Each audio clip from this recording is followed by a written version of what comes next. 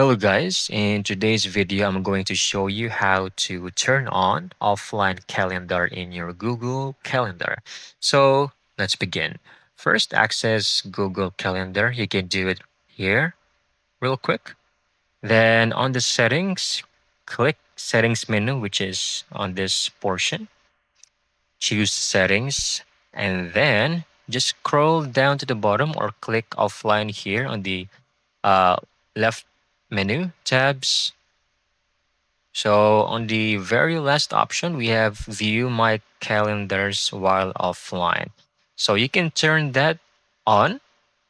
So this is actually a very useful feature in Google Calendar. This allows you to view your calendar without uh, even without an internet connection. Especially useful when you are like traveling, have limited or unstable connectivity, or need access on the go. So this way, you can still have access to your Google Calendar even if you are offline.